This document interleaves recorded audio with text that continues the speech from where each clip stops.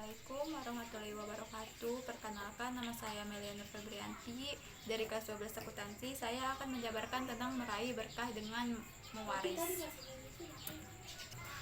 Yang pertama, menganalisis dan mengevaluasi ketentuan waris dalam Islam.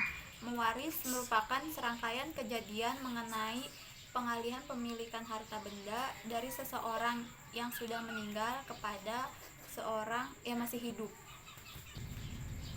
Untuk terwujudnya kewarisan harus ada 3 unsur. Yang pertama, orang mati yang disebut pewaris atau mewariskan. Yang kedua, harta milik orang yang mati atau yang meninggal, kan harta waris.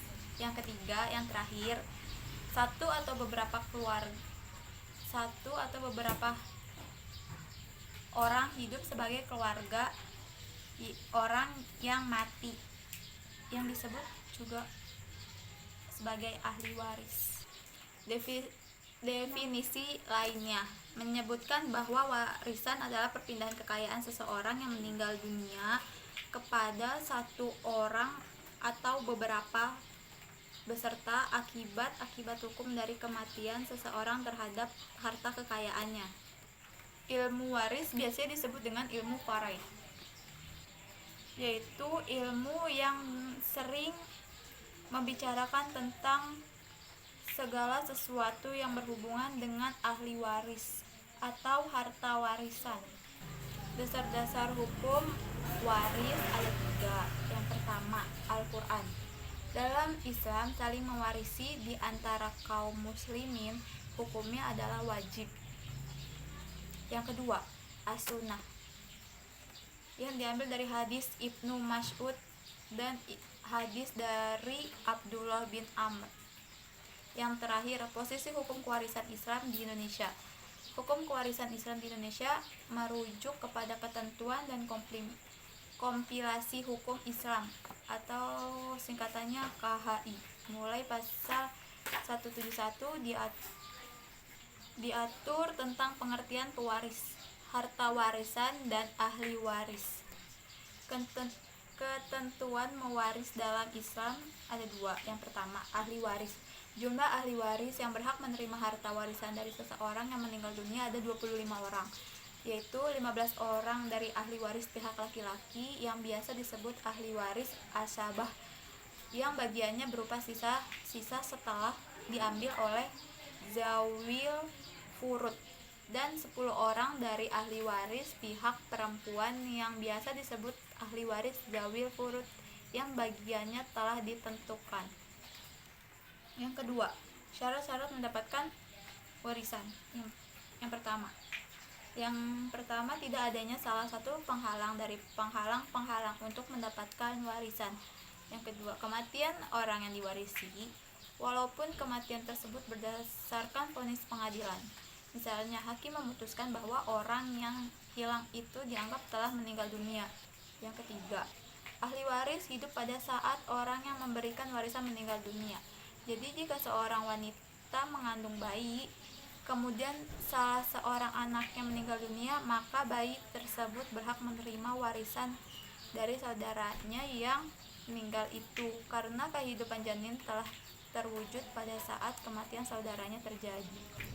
Sebab-sebab menerima harta warisan dibagi menjadi 3. Yang pertama, nasab, keturunan, yakni kerabat, yaitu ahli waris yang terdiri dari bapak dari orang yang diwarisi atau anak-anaknya beserta jalur kesampingnya, saudara-saudara beserta anak-anak mereka, serta paman-paman dari jalur bapak beserta anak-anak mereka.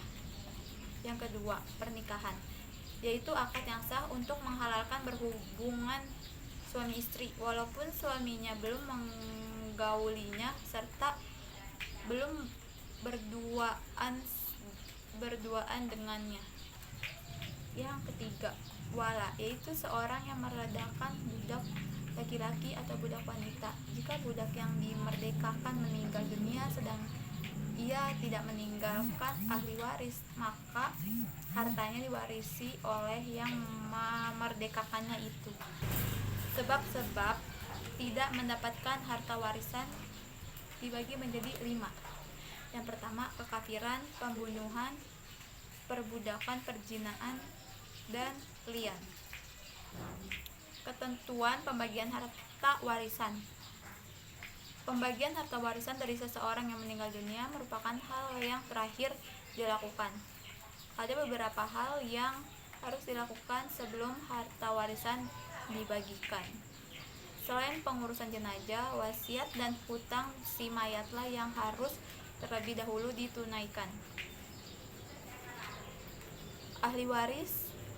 Dalam pembagian harta warisan terbagi menjadi 2 macam, yaitu ahli waris zawil furud yang bagiannya telah ditentukan, dan ahli waris asabah yang bagiannya berupa sisa setelah diambil oleh zawil furud.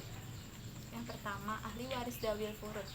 Ahli waris yang memperoleh kadar pembagian harta warisan telah diatur oleh Allah Subhanahu wa taala dalam QSA dalam Quran surat An-Nisa ayat 4 dengan pembagian terdiri dari 6 kelompok. Yang pertama, mendapat setengah. Yang kedua, mendapat 1/4. Ketiga, mendapat 1/8, mendapat 2/3, mendapat 1/3, yang terakhir mendapat 1/6. Yang kedua, asabah. Ahli waris asabah adalah perolehan bagian dari harta warisan yang tidak ditetapkan bagiannya dalam urut yang 6.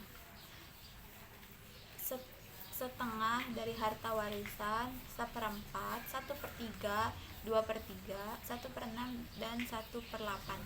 Tetap mengambil sisa warisan setelah asabul mengambil pembagiannya. Ahli waris asabah bisa mendapatkan seluruh harta warisan jika ia sendirian, atau mendapatkan sisa warisan jika ada ahli waris lainnya, atau tidak mendapatkan apa-apa jika harta warisannya tidak tersisa. Sekian dari saya. Kurang lebihnya mohon maaf. Wassalamualaikum warahmatullahi wabarakatuh.